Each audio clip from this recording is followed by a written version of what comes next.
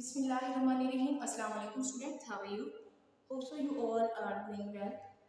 This is our biology class and we are going to study the topic osmoregulation in animals.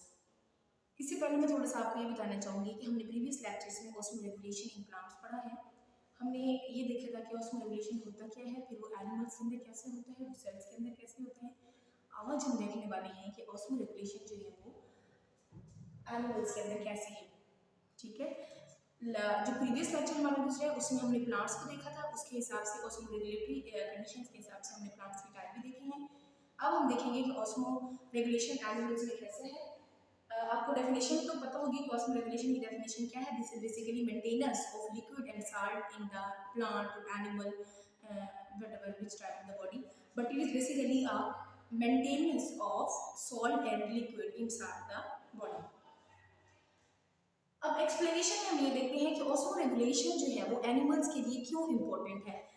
Osmo regulation जो है वो animals की sales के लिए बहुत ज़्यादा इम्पोर्टेंट है। जैसे लास्ट टाइम मैंने आपको बताया था कि अगर सेल के अंदर बहुत ज़्यादा वाटर आ जाता है, एनिमल का सेल है और इसके अंदर अबंडेंट सप्लाई वाटर था एक्सटर्नल में, और बहुत ज़्यादा वाटर जो है वो एनिमल की सेल के अंदर आ गया है, तो अब क्या होगा, क्योंकि एनिमल्स के पास सेल वॉल नहीं होती और वो सेल का जो है वो ब्रस्ट होने का खतरा हो जाता है, सेल को कम्प्लीटली तबाह हो जाने का खतरा होता है।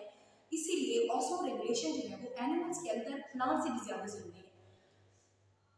Animal cells require more water and salt balance in their body, और इसका रीज़न मैंने आपको बता दिया है कि वो क्यों इंपॉर्टेंट है, क्योंकि सेल के पास सेल वॉल नहीं होती तो जो एनिमल्स होते हैं वो सेल्स उनके कम्प्लीटली खराब हो जाते हैं, ब्लास्ट हो जाते हैं। नेक्स्ट हमें देखना है they can't survive without water gain and loss. ये तो अल्टीमेट बात है कि जाहिर है एक एनिमल का सेल है, अगर उसके पास पानी नहीं है तो वो बाहर से हिलेगा, अगर उसके पास पानी ज़्यादा आ गया तो उसने पानी जो है वो लूज भी करना है, बाहर भी देना है पानी।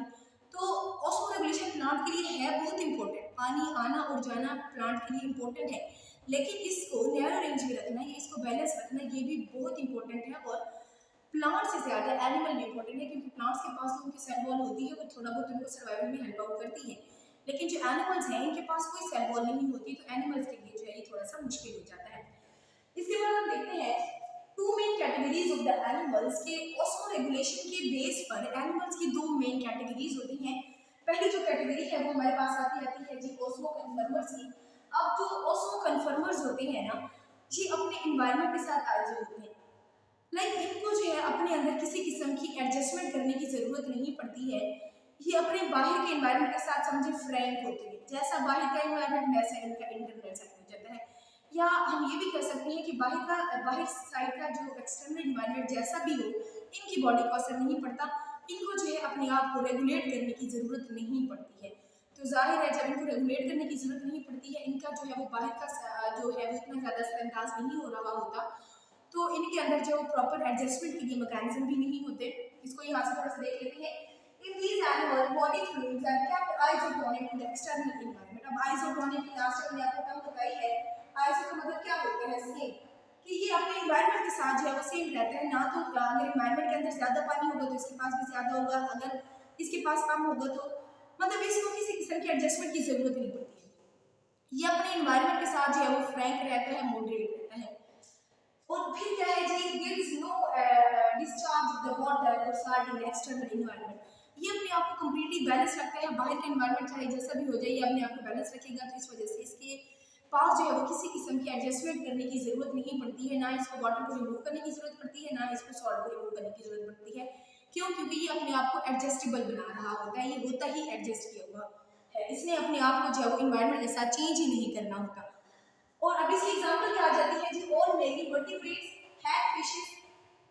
जितने भी मेरीन वर्टिब्रेट्स हैं, वर्टिब्रेट्स और इनवर्टिब्रेट्स की डेफिनेशन आपको पता होगा, इनके डिफरेंस पता है, तो जो तमाम जो मेरीन वर्टिब्रेट्स होते हैं वो इसी के अंदर आ जाते हैं, और स्पेशली जो है वो हैव फिशेस हैं, वो अपने मेरीन एनवायरनमेंट के साथ क्या होती हैं, ओस्मो कन्फर्मर्स हैं। ठीक है जी, इनको जो है वो अपने एनवायरनमेंट के साथ किसी किस्म का एक्सचेंज करने की जरूरत नहीं पड़ती है।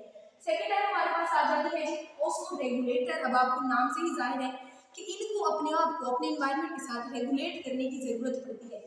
ये जो थे हमारे पास ओस्मो कन्फर्मर्स, ये कन्फर्म स्टेट में होते हैं, इनको एनवायरनमेंट के साथ अपने आप को चेक एंड बैलेंस रखने की जरूरत नहीं होती है, एनवायरनमेंट के साथ अपने आप को जो चेंज करने की जरूरत नहीं होती, ये एडजस्टेड होती है। लेकिन जो ओस्मो रेगुलेटर्स हैं उनके नाम से ही जाहिर है कि इनको रेगुलेशंस की ज़रूरत पड़ती है। इनको जो है वो अपने पास कुछ ऐसे मैकेनिज्म रखने पड़ते हैं कि अगर वाटर ज़्यादा हो जाएगा तो अपने वाटर को जो है ये डिस्चार्ज आउट करेंगे इन द हाइपरटोनिक एनवायरनमेंट। और आपको जैसे पहले भी पता है कि वाटर ज़्यादा होगा तो वो मूव करेगा सॉल्ट की तरफ। तो हाइपरटोनिक एनवायरनमेंट कौन सा होता है जहाँ पर सॉल्ट की कंसंट्रेशन ज़्यादा होती है। तो जैसे ही इधर वाटर ज़्यादा होगा रेगुलेटर्स के पास भी अपना वाटर जो है वो रिमूव कर देंगे, डिस्चार्ज कर देंगे टू द हाइपरटोनिक एनवायरनमेंट। इसके बाद अगर इनके पास सॉल्ट ज़्यादा होगा तो वो हाइपरटोनिक एनवायरनमेंट की तरफ सॉल्ट को मूव करवाएंगे कि सॉल्ट जो है वो वाटर की तरफ मूव करेगा। तो ये जो है वाटर को इस तरह से हाइपरटोनिक एनवायरनमेंट की तरफ मूव करवाते हैं, सॉल्ट को हाइपरटोनिक एनवायरनमेंट की तरफ जो है ये मूव करवाते हैं। इसकी एग्जांपल में आ जाता है कार्टिलेजिनियस फिशेस। ये अपने आप को इसी तरह बैलेंस रखती हैं कि अगर इनके पास ज़्यादा वाटर आ जाता है तो ये अपने वाटर को जो है वो मूव करवाती हैं टुवर्ड हाइपरटोनिक एनवायरनमेंट, मीन के ज़्यादा साल्ट वाले एरिया की तरफ मूव करवाती हैं। अगर इनके पास एक्स्ट्रा सॉल्ट आ जाएगा तो ये अपने आप को जो वाटर सॉल्ट को है सॉरी वो जो है वो अपने सॉल्ट को जो मूव करवाती है ज़्यादा वाटर की तरफ। और इसकी एग्जाम्पल आपने देख ली, ये एक बहुत शॉर्ट सा टॉपिक था हमारे इस चैप्टर का, लेकिन ये इंपॉर्टेंट टॉपिक है, इसके तमाम की पॉइंट्स अपने माइंड में रखिएगा। That's enough for today. फिर अल्लाह हाफ़िज़।